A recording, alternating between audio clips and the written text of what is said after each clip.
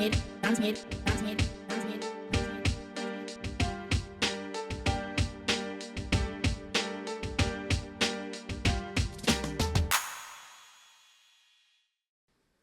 up? What's up? What's up? What's up? How y'all doing? As y'all know again, the one and only Mr. Danny in the house. We're back on Free Your Mind podcast. That's another good one coming up. Because as you know, we just keep on hitting one after the other. And today we have the one and only James in the house. Thank you, sir. James has been doing well for a lot of people from back home, bringing some people here. He has an academy, basketball, soccer from Kenya to here, and he's been putting this stuff on for a long time. So we have him here today. So we want to, bring him on as usual. Always want to make sure we help people, let them, showcase their whatever they're doing in the community, in the world, to support everything they're doing. And as you know, he's here. So, James, welcome Thank to you, Free Your man. Mind. Thank you for the invite. Oh, we really appreciate it. I like your setup, man. Thank you, and thank you for taking. I know you have a family and stuff, taking everything you're doing, the basketball and the community and everything, taking your time out of it to come in. So we really appreciate it. Thank you, man. So James, you want people to know exactly what you do and how long you've been doing it for? Wow, I do a lot of stuff. It's been a minute. But anyways, my name is James Camo. I'm originally from Kenya, and now I'm based out here in Vancouver, British Columbia, or the Greater Vancouver. I live in Surrey, Fleetwood, and I run a non-profit organization called Beyond Hoops Africa. And because of the word hoops, a lot of people think it's only like a basketball thing. But it started as a basketball thing. I played basketball in Kenya right from elementary school, high school, played in college, played at the highest level in the league. And just through the desire and the passion for the sport, I grew up with a lot of challenges. We didn't have sneakers playing. We only had like one basketball, like 50 kids. Wow. So just through going those challenges, playing bare feet, we would play with flip-flops. I just felt that if there was a time that I was going to make it in life, I was going to be in a better position, I was definitely going to give back to my community. Okay. And it was going to be through the things that I love. Yeah. And basketball happens to be one of those things. So fast forward, I moved to Canada in 2006. 2006. It was around summer, June. So I came on a UN conference, just take a step back here. So back in Kenya, while I was still playing basketball, I was also very actively involved in the community. Okay. And I was doing a lot of volunteer work for UN Habitat. So UN Habitat was doing a lot of work in United Nations? United Nations, yes. Okay. So they had a program where they were pretty much empowering youth through governance. And we're also looking at youth that are living in the ghetto. So there's a lot of things happening. There's crime. There was like HIV, AIDS was going way up at the time. So there was just a lot of social stuff that was happening in the community. Yeah. And just being young people that were focused, we were seen as the people that could be sent back to our communities and be that role model that was lacking for us growing up. Yeah. And so that's kind of how I got connected to that world of volunteer, the United Nations, and that connecting that with my passion of sports and playing competitive. I had two tools that I could use to go talk to young people and empower them. Yeah, which is the best thing ever. Yeah. So when I moved to Canada back in 2006, moved out here, fresh, green, and came on a conference. So it was supposed to be a 2-week thing, then go back home. But man, I landed in Vancouver, took a stroll to English Bay. I was sold. I knew I wasn't going back. That's pretty much like everybody, man. So I jumped ship, stayed, did my thing. Yeah. I applied my paperwork, did everything, got my PR, which is good. and I still felt the magnetic of community service because that's kind of what I was used to doing. I loved doing it. And so I navigated around and started volunteering with organizations that are based out here. Okay. So I did some work with Food for the Hungry. I did some Amnesty International. So I would just go out there, volunteer in their events, programs, and through that. Was it like being paid, or was it more like? No, man. It's like there's a community event about World Hunger Day, World AIDS Day. I would go in so there, just go volunteer my time. Okay. And for me doing that, it was to get an opportunity to learn how things move here, and network. Okay, yeah. I think one of the strengths that I have is networking with people, and that's how you get to learn Yeah. you know, what's happening. That's where you get to learn where, you know, how things move and shake. Yeah. And that opened up a lot of doors. Yeah, which is good because here most people think volunteering is like it's not worth it. But what they don't know is whenever you volunteer, you help, you meet so many different people in You so have many access. aspects. You have access to Yeah. people, right? Yeah, so yeah, tell your story, So James. yeah, so you know, started doing that. Then through that volunteer and through talking to people, then I learned what it takes to start a nonprofit here and to get it registered by the government and all that. So at the time, I started an organization called the Youth Initiative Canada. Okay. And so I got it all set up, you know, went through the whole Process. PC registry process, you know, got it all set up as a nonprofit society. And through that, we started doing community programs. Yeah. So at the time, I was living in Vancouver, and I was doing a lot of work at the Camp Community Center, which, you know, works with a lot of new immigrants, you know, there's refugee families, there's the indigenous families. And so what I did with that is that through my passion for basketball, I started running a free basketball camp out of the Camp Community Center. Oh, wow. So kids would come out, you know, would play hoops, and that was just a platform where we had like new immigrant kids that are coming in. Some, you know, still timid, don't have friends, and that was the platform where they could, you know, learn English, make new friends, and at the end of the day, play hoops and run. And you know, there was also an indoor soccer program. Oh, wow. Because you're talking about these families that have just come in here from, some are fleeing war, some are coming, you know, as new immigrants. So they don't really have a budget to take their kids to, you know, to a fancy paid program. Especially when most people, when they come here, they don't know that here, every activities that you do, you have to pay. You gotta pay everything. Where we from, or if where other people from, you don't have to pay. Just show up. So everything that James was doing is like, he sometimes, you know, when you register an association, doesn't mean you get money right away. He has to put his money and time into this to make sure that, you know, this kid's able to stay away from trouble and everything. So if people that don't know, that's why I'm just clearing to state it so people know that when you start, you get money like that. No, it takes time. So you know, I mean, there was zero money coming in. I mean, you know, there was no grants. But at the end of the day, you're looking at there's a lot of kids here, and I mean, they're living in a community where there's drugs is so accessible. There's, you know, like crime. There's gangs. You know, there's just a lot of negativity that could easily attract them into all this stuff. So yeah, that's how we started. And that's how now Beyond Hoops started as a program under Youth Initiative. Oh, wow. So now it was supported, you know, we had the facility through Camp Community Center, and, you know, started running the basketball program. And that's kind of how that grew in terms of our community work. And that's kind of how I started kind of making my name as a person that I was, you know, working in the community. Right after that, I planned our World AIDS Day concert. Oh, wow. At the same facility as well. And that's where I connected with some of the top artists in Vancouver, like Heatwave at the time, was pretty popping. And Diddy Cascade, you know, came out to perform. At the time, she was performing with Deanna Tipple. And quite a lot of DJs came through too. Randy Ponzio, who's the late, amazing artist. May his soul rest in peace. He came out of that event as well. Connected with Rogers from Calabash. Oh, wow. Yeah, he was actually the MC of the event. So we brought a pretty good crowd together. We had an amazing event, and it was just that was because when I came here, I felt like that lacked where something that brought the community together. Yeah, because it's through here, music, art, sports. Here at the beginning, because I came in '94. I know we lacked a lot of stuff. We lacked a lot of connection, a lot of to get here. Those days it was very tough. So I give you I give you a lot of props that you're able to actually start like that from just coming here brand new. And, you know, life is not easy. No. And that's talking about brand new. That's the thing, because like a lot of people from my community, you know how you go, like you share your ideas with somebody that has been here for so long, and they're like, how long have you been here? And I'm like, almost 1 year or 2 years, and they're like, oh man, that's not gonna work.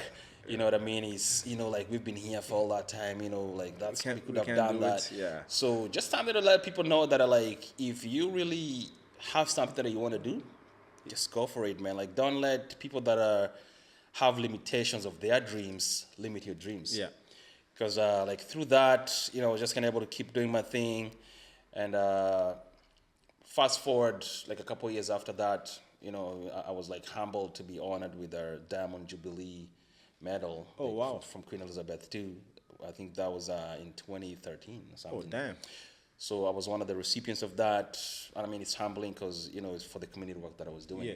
So I mean, like we don't do it to get the awards and everything, but I mean, when you're doing something in the community, you're putting in the work. It's good to get And, recognized. and there's people that are like, hey, you know what, like, we see what you're doing, and we appreciate your work. It feels Oh no, it good gives, to be. and it keeps to be you. able- It keeps you. gives you that moving, yeah. energy to know that hey, like whatever you're doing is it's being helping noted, people. yeah. There's people that can really identify with it being a positive thing. Oh wow. And so right after that kind of gave me the inspiration now to start connecting what I was doing here with back home. Yeah. Because I always felt that I had to be that bridge between my life here and my life back in Kenya. Yeah. So when I started going back to Kenya, what I would do, I would pack my clothes in a carry-on. Then the regular check-in suitcase, I would put in like basketball, soccer balls, soccer jerseys, boots, and bring that and donate to the kids back home. Wow. So when I went, for the first time, brought a couple suitcases, and just seeing the kids, the smiles and the motivation from the coaches is like, man, like the kids have been playing barefoot. We only have one basketball. It's a good thing he showed up. We got now 5, 10 more basketballs. So that really inspired me. So every time I would go, I actually would pay for like 5 or 6 extra suitcases. Yeah. And that's like $300 a suitcase. Yeah, 'cause it's so not I'm easy, like yeah. coming up with like a bunch of other stuff. Oh, wow. So, and that's kind of how the momentum of the organization grew. So we switched from Youth Initiative and now ended up kind of going by Beyond Hoops Africa. Yeah. And so what happened also is that I ended up getting volunteers from back home To help out a lot of- friends that I grew up with. They're like, Yeah. hey, we see what we're doing. We would love to be a part of this and kind of get things going when you're not here. Yeah. And I'm like, you know what? That's an amazing idea. So in Kenya, where I grew up, so actually, I won another award, which is called, which is by Canadian Living Magazine. Oh, It's wow. for community service. Yeah. And what that award, so they flew me to Toronto, went and received the award, but that came with a $5,000 grant. Which can help Yeah. you. So what we did is because that we didn't have an office in Kenya, we didn't have a space, we didn't have nothing. So we ended up buying a 40-foot container, which is like the one they use for shipping, Oh wow. and turned that into an office. So we got that thing, we put in electricity, we got in everything, and turned it into a classroom for meetings, for after-school programs, and that's where our staff is still running up now in Kenya. wow. So that came from that award. So when I went back, we were able to set that up.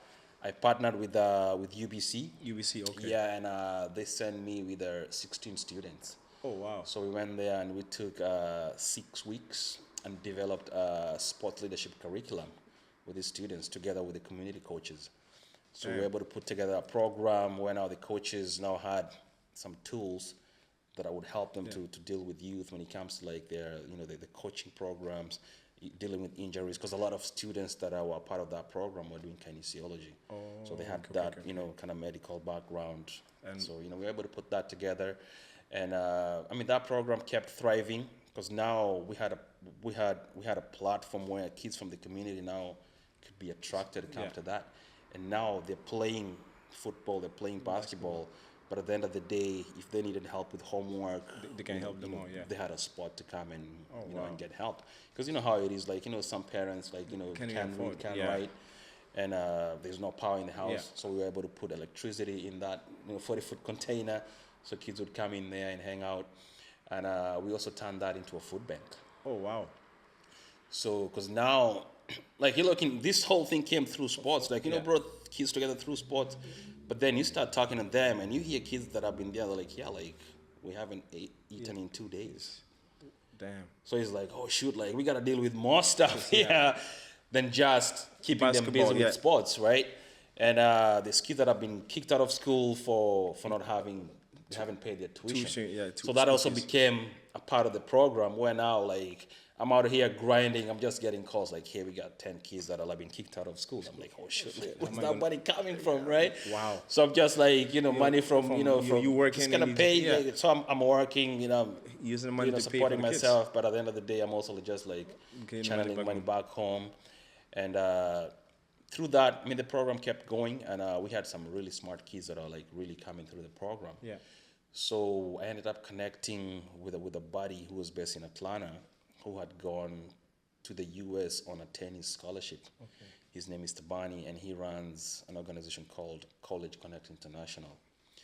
So it's like, hey, you know what? I heard about you through one of the coaches that I came to volunteer at your program in Kenya, because I usually bring in coaches from Canada, US that want to come into Kenya. They run camps, soccer, basketball. So how was the flights? You were paying the flights themselves sometimes? No. So now what happened is that so Buddy that runs College Connect International goes to Africa every year to do soccer showcases. So he was already doing it in 6 countries. I think he was in Ghana, he was in Zim, South Africa, and a couple other countries there. So he's like, we would love to partner with you and start doing annual showcases in Kenya to scout and identify for kids that have talent and are doing well in school for US soccer scholarships. I'm let's do it. So we ended up we did the first one, and there was like 300 kids that came out. Like kids are like hungry, man. So out of that, we were able to identify 4 like solid players that like had BAs, doing well in school, and are like really solid talent. And we were able to create a pathway for them to go and get an education through their talent. So right now, as we're talking, like we've had more than like 16 to 18 kids that have come, through the program that have to university, that have gone to the US playing like Division 1, playing D1 soccer. Wow. And actually, right now, as we're talking, 2 students that are playing for Chicago State are gonna be going to Kenya in May, and now they're running a similar kind of camp to identify the next breed of talent that could be able to get scholarships. So these are kids that are like came out from really humble families that could not even dream to afford to pay for college in Kenya. And now they're in the US because of the program that you did. And graduating next year, and now they're already coming back and now uplifting the next generation and now creating a pathway for the next kids. It's all because of what you did, because what you done started like few kids from soccer to basketball. Now you build a place for them. Now they're able to come here, they go back to help. So there's nothing better than that, because you've set a standard to the point that everybody that comes through it, they want to keep it growing, because they know it's not easy. And I think that's the biggest thing, where the kids that go through it remember where they came from. Yeah, this best thing. And they're able to take their eyes from themselves and say, hey, you know what, we're going to get this going. Yeah. And now uplift and bring in the next person on board. So it's, it's an amazing feeling. So how many years have you been doing that now? I think for me, collectively, community work is more than 20 years. 20 years. More than 20 years. But running the organization, I'd say about 12 years now. 12 years now. Yeah.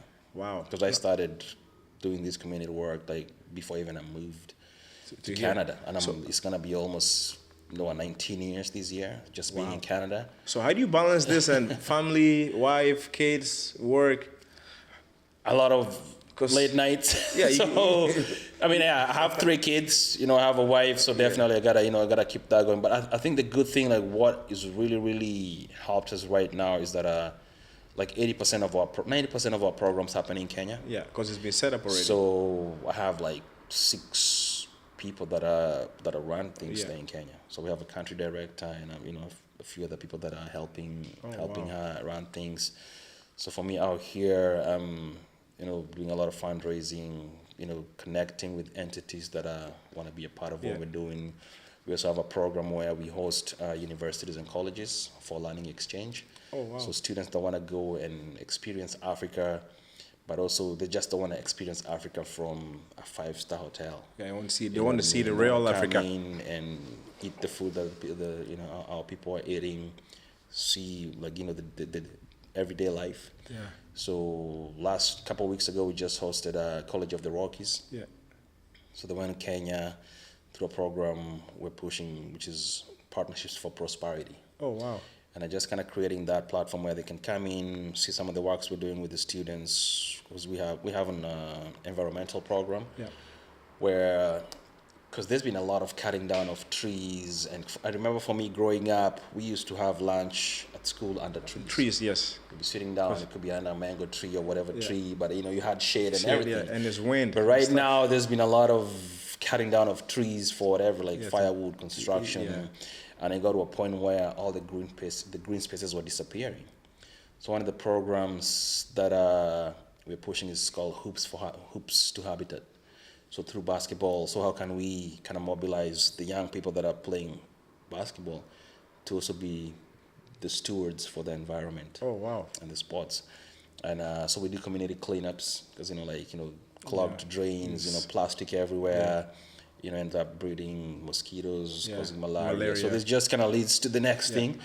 But when you have kids that are growing up at an early age, and now you start kind of educating and empowering them to be Yeah. the keepers of their environment. Yeah, because And, I know in Africa they don't really teach you. They don't teach you how to do it.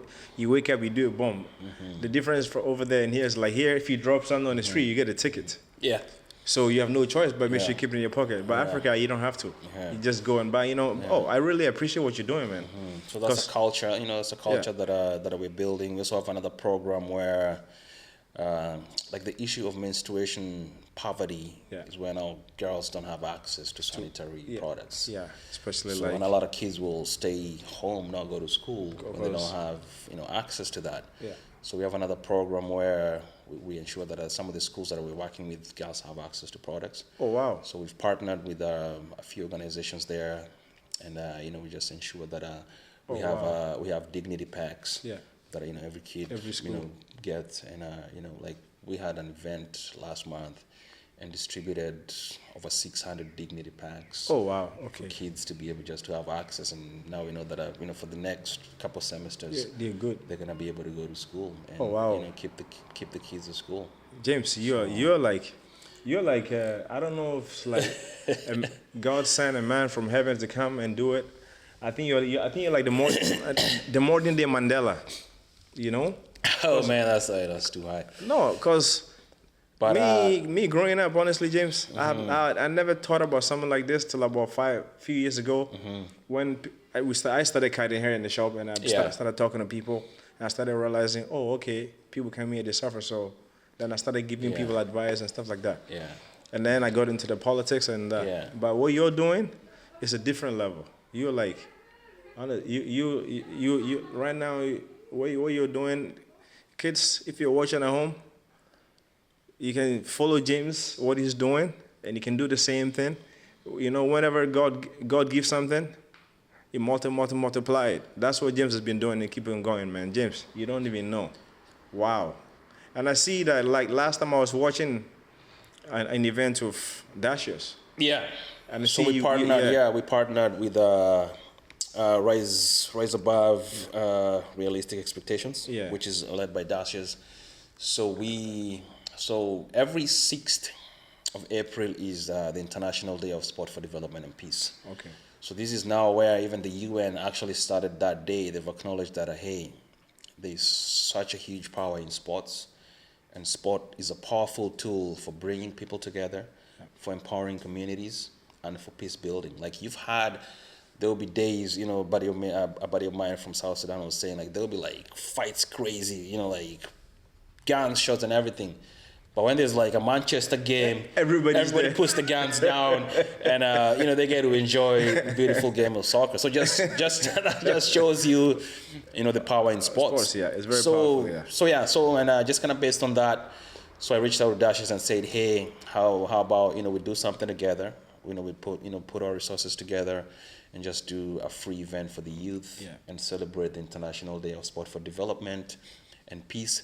And we combine that with a campaign that we're doing called Unity is the Vibe, which is all about creating awareness and fighting anti-racism here in our community in BC. Community.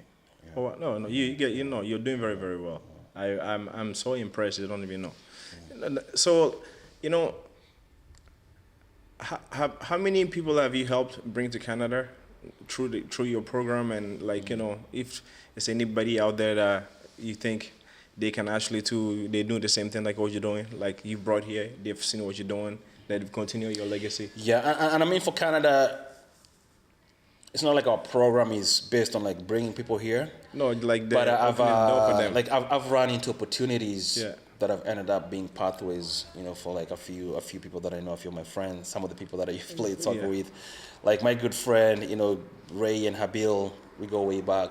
We played soccer. We played. We grew up in the same communities. We were neighbors. And as I was mentioning earlier, it was so funny. Like this was not even planned.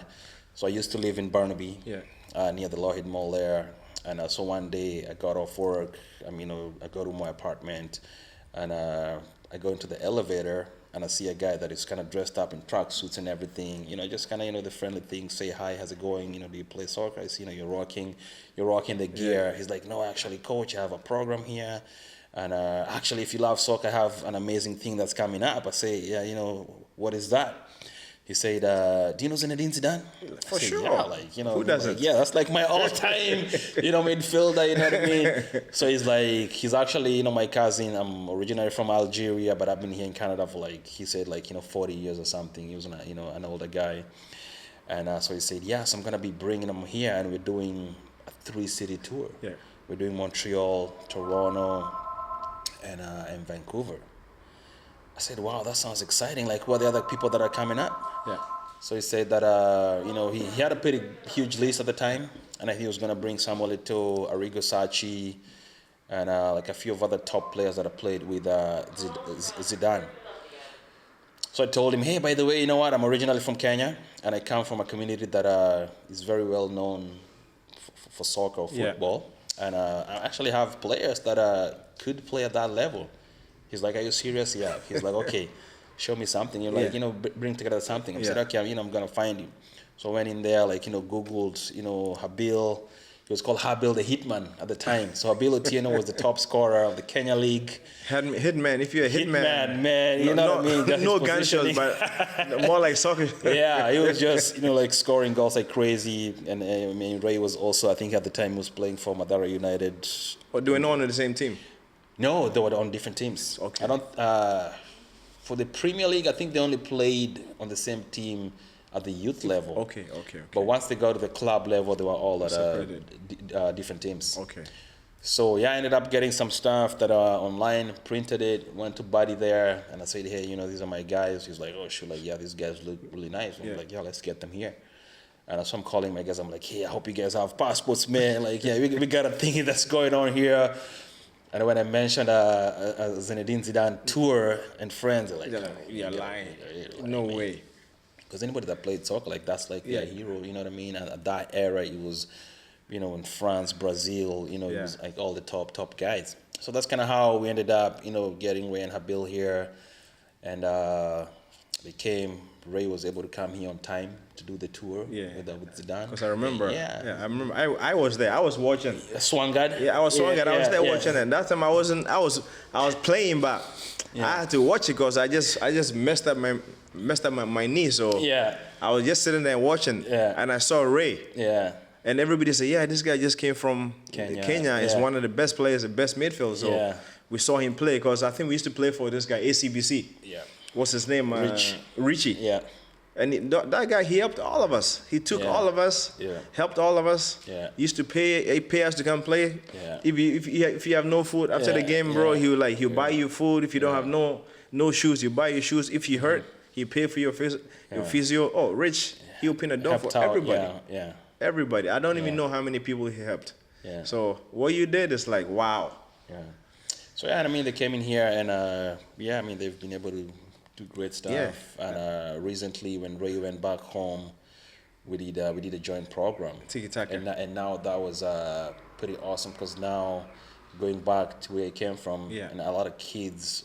Some of the kids now don't know him, but a lot of people know of him. Yeah. The older people. The older guys his age. But just kind of being there and now doing something that is kind of giving back and now trying to create opportunity for the next, for the next upcoming Ray, for the next Habil. Oh wow, that was beautiful, man. That's a great story. Yeah. Because Zidane is my number one midfielder. Oh, but the way he used to get the ball, Zidane, wow, man. One of the best. Oh, one of the best ever. And I guess through God, he's able to win some Champions League with Real Madrid. Yeah. That's like one of the amazing stories I've ever heard. Cause you're waking up in the elevator, next thing you know, boom, your homie is able to get signed visa, boom. Yeah, the way some things happen is, it's only God, man. He can't, like, I didn't even see crazy. that coming, you know what I mean? But So yeah. what else like are you doing like locally to help like like the local youth? Cause I know Kenya, you've done so well. Yeah. Cause I know about the one with Dashers. Like what else are you doing locally to help? So out? here we're looking at so there's a lot of gaps in a lot of things, especially affecting black youth. Okay. If you look at the tech space, there's a huge gap. Yeah, big time. You know, I think there's 0.00 something of black people that are in tech. Yeah. So there's some things we're working on with another great friend of mine who's like an AI guru. He's into coding and all that. We're developing a program that is going to be offered to a lot of the black youth that want to get into tech. So they can come and And learn. that will be come in there, get the skills, and now that just kind of creates. I mean, they could start their own business. They make them more employable, and we're also doing a lot of campaign on anti-racism. Okay. So this is going to be through sports, through arts, just kind of creating that platform with youth that have talent to be able to use it for a good cause. And the same thing, some of the stuff that we're doing in Kenya for creating opportunities for the scholarships. Yeah. My buddy that is in Atlanta, he's pretty keen to see what we can do here. Yeah. And we can start running programs here where we can even now start tapping into some of the talent here and create avenues, because US, like for the colleges and school, it's just a huge landscape compared to Canada. Yeah. When it comes to the scholarships, when it comes to the market in terms of our sports. Yeah. Because people there, will pay to go watch a high school game. Anything. You know what I mean? And this population can be able to accommodate that. Yeah. We're still growing in Canada. We'll get there at some point. And I've actually even connected with some coaches here that are keen to tap into some of the talent that we have in the continent as well. Yeah, because here the problem is there's people here, but they cannot pay, and they don't even want to go to the games. It's like you go to like this even sometimes the Whitecaps games. It's like they don't want to go support. Empty seats, yeah. Yeah, but if it's Canucks, it's full. You go to BC Lions too, it's like the same thing. Yeah. I don't know what the problem is. I don't know if it's because it's not good enough, or the intensity, or the marketing. But it's growing though, like especially now that we'll have the World Cup here next year, 2026. and I think for the last 5 years, even the growth has gone up. Soccer programs, massively gone up. And it's gone pretty up. I think ever since what's his name, John Herdman took over as a Canadian national team coach, we've able to qualify for the World Cup. We've done well at the Gold Cup. Yeah. We've done well at the youth level, the women's. Yeah. They've done so well. And when he switched up to the men's, it became a different league, because now we even have like the Canadian Premier League. Yeah. We have the League One for the U, I think under 21. Yeah. So now it's like it's growth, getting better and better. The growth is there. And now there's a lot of academies now too. Like I know a few people like Every corner there's Yao an and them are academy. super. Desmond have B2B. What's his name? Imran have Van City Pro. Yeah. There's Fali Academy. Yeah. There's PSG. Oh no, now it's like it's getting bigger. Yeah. It's all through. I guess like you said, last 5 years maybe they've been putting a lot of money into it. Yeah. Because they see Canada qualify for the World Cup, so like, hey, maybe let's try it out, and it's working. But I think we'll start seeing fruits of that in the next 5 to 10 years. Yes. Right? Because now, they're cultivating, they're planting the seeds. And now it's just about time. Then we can start kind of seeing that reflect. Because sometimes, once you put all this stuff in place, it takes a little while. Yeah, because I think qualifying for the last World Cup was a big deal. Yeah. Was a really, really big deal. And hopefully maybe this World Cup comes, maybe we'll be able to win a game or two. And then maybe, at the youth level, probably. I wish they would do it free. So parents that don't have money can register the kids, because, back home, that's how you find the best players. Yeah. If it's free, your parents don't have to pay. Yeah. And your kids just good to go. Yeah, that's how they man, it would be a game changer. That's how they get scouted. Yeah. But if your parents have to pay, or if you're a parent that you work, and then you get off home at like at 6, your kids have to be at practice like at 6:30. It's tough. Yeah. Because I've been going through the same problem sometimes. Sometimes I have to leave work 3 o'clock. Yeah. Pick my kids from school. Yeah. Take them to soccer. Yeah. Take them home. Come back. Take another Activities. Yeah. It's the same thing. Like my kids, like my son, is basketball. loves track and field. Oh wow, that's The good. girls are doing piano with, so it's like You get a good rotating. move. Yeah, it's like, yeah. That's why I was asking you like, how are you able to manage all this stuff? But I mean, great. You know, I appreciate my wife. You know, does a lot of our helping out in terms of The planning. managing the household. But I'm also pretty intentional in terms of time blocking. Yeah. So, you know, I operate with my calendar a lot. Okay, So, you know, everything's gotta be on the calendar that I have to attend to. Okay, like, you know, I'm meeting today, blocked on the calendar. You know, I'm gonna be going somewhere else tomorrow, blocked on the calendar. So, I mean, you know, it's gotta be intentional, time blocking, and saying no to a lot of things. Okay. Because the moment you say yes to something, that means you're saying no to something else. That's true. Yeah. So yes, I'm pretty intentional about that, and I didn't learn that. I learned that the hard way when I almost like burnt out Yeah. because I was saying yes to like To everything. to every opportunity to like volunteer, to help out, to do whatever, and you know at some point some people will take advantage. That's true. When you become saying yes too much, but when now I just kind of set up my boundaries, like hey, you know what, like I'd love to come out, but I cannot do this. got something else lined up. I got something with my kids. I got something with my wife. And I think that's kind of what has helped out in terms of just kind of being able to have that balance. So, James, what are some obstacles that you faced through all this stuff, all the adversity that you've gone through, all this whole process? I mean, it takes a lot of, it drains you a lot. Yeah. Because number one, like finances is a huge one. Yeah. Because when you're running programs and running things where, I mean, you don't have like consistent funding or money coming in, that means you have to come up with the money. Yourself, yeah. So that means like I'm digging into my like, Your family finances, stuff, my family finances. And once in a while, bring a rift in the house, like, hey, like, we're spending so much money towards, this other stuff here. So I'd say, like the finances, is just one of those ongoing things. Yeah. Until to a point where now you kind of like, full on kind of get more people on board to support. The other thing is that, like I've gone through a lot of people, even back home, because of trust, right? So somebody will tell you, hey, we got things under control. Yeah, we're doing this, or these kids' tuition has been paid. Then you come find out that like somebody was just pocketing that money, and whatever was supposed to be done for that program didn't happen.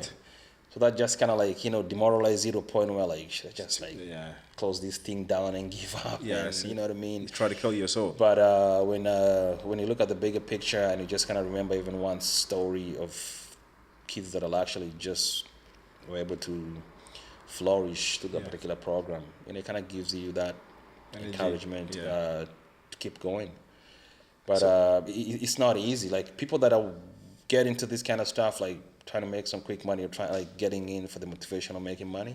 Yes, like, you're in the wrong thing. You're in the wrong gig. Because I mean, like I still have to do my other businesses. I still have to do my other consulting gigs to make my money. Yeah. Then whatever I'm doing with Beyond Hoops is like my giving back. Yeah.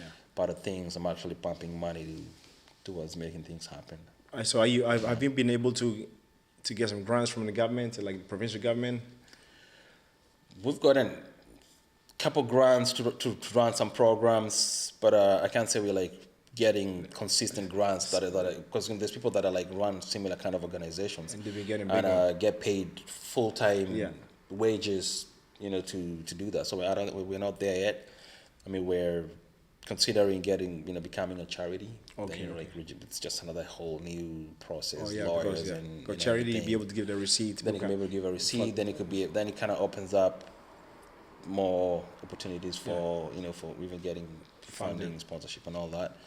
So that's something that we're looking at getting going. But it's just kind of more work in terms of managing that aspect side of things. Because I was when I spoke to you last time, I went through some of the stuff and checked out some of the cities because I see some of the cities give a little grant. They put some grants away for certain people, like what you're doing. Yeah. So I think, and hopefully maybe I don't know. You live in Surrey now, right? Yeah. Yeah. I think Surrey they have a program like that, but mostly all comes from the provincial government. Yeah, we've gotten a couple grants like the anti-racism, the multicultural. Okay, which is not that bad for grants, and there's a few others that we've applied, and again, you just Just gotta It takes a keep lot of time going. to I like, know. apply for those grants. Yeah. And, I know, because I spoke to a couple of people that like they've been applying for about 4 or 5 years, Yeah. and all of a Yeah. sudden they got lucky, and then maybe one of the people that were in their program found that their father found out that what they were doing, so they'll be able to get some of the business they know. Yeah. They will be able to help out. Yeah.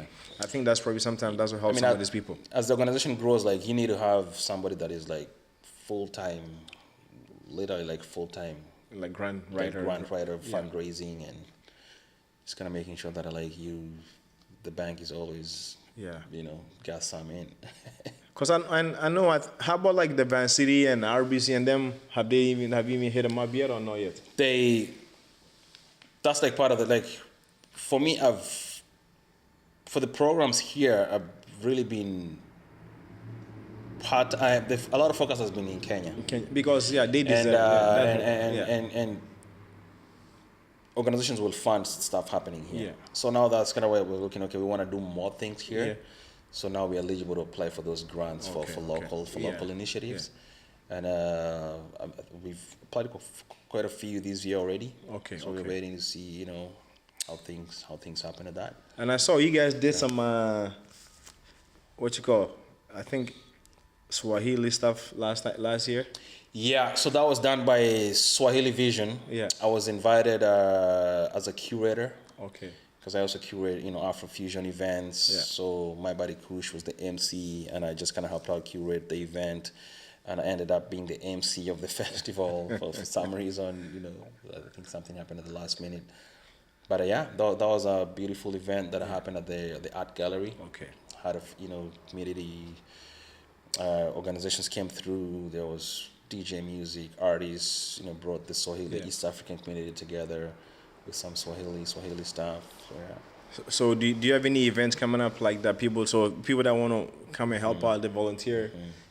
So check out Beyond Hopes Africa. So whenever we have upcoming events, we're always looking for volunteers, looking to connect with partners, sponsors, that can be a part of the work that we're doing. We also have a program where we take people, students, coaches, players to Kenya for volunteer program and also for experience.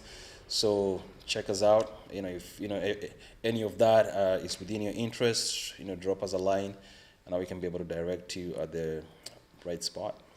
Yeah, and any young people that wanted to follow in James' footsteps, please reach out to him if you want to help out. If you want to go back to Kenya and help out, give back, because giving back will multiply everything you're doing. Anytime you give back, God keep blessing you. So please reach out to him. And I think he has a partnership with UBC, with the kinesiology students. So if you go to UBC, you go nowhere, please reach out to him. He's there to help. And everybody, please make sure you check him out, because what he's doing is not easy. Not that many people can do it. If you have family, it's tough. If you don't have family, it's tough. But so imagine him with the wife and kids and doing what he's doing. We got to give up to him, because it's not easy. Not anybody can do what he's doing. Because sometimes being here and having something back home, trust me, it's not easy. You send the money, sometimes it goes to somebody's pocket.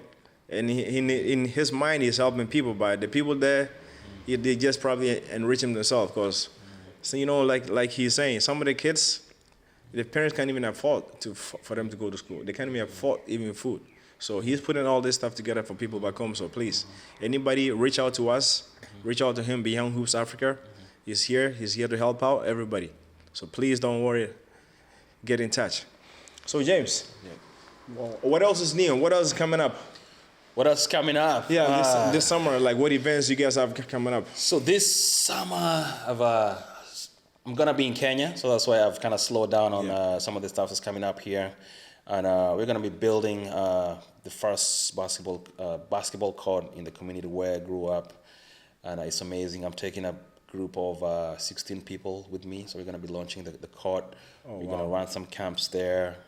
And so that's what's happening. But between now and then, we'll also have some fundraising events. We'll have a pub night. We'll have a golf tournament. We'll have some hoops tournament. Okay. So we'll have a Swish for Africa. So that's all going to be on the Beyond Hoops Africa page. once we have the posters and everything ready, I'll also Okay, send yeah, you please let me info, know. So and then you can spread it out. The dates are not set yet. The dates are not set yet, but once we lock the dates and the venues, I will communicate that with you. Okay. Yeah. Okay, please give it out to one and only James. He's been doing this for a long time. James, I know it's so short time for you to come, but you don't even know how much I appreciate it. And I really, really appreciate it because this is what we're trying to do. We're trying to showcase everybody that's doing well and doing something for the people. And what you're doing, the God is going to keep blessing and blessing and blessing because I know it's not easy. You're going to keep blessing your kids. Kids are going to get blessed. So we really appreciate you coming on Free Your Mind. We appreciate you. Free your mind. That's what we do. You come out here, you free yourself, feel at ease, nothing bother you. If you have a problem at home, we forget it. When we're here, we go. When we go home, we go back to our problems at home. I know, right? Great. Man, thanks, man. Thanks. I appreciate your time. Appreciate the podcast.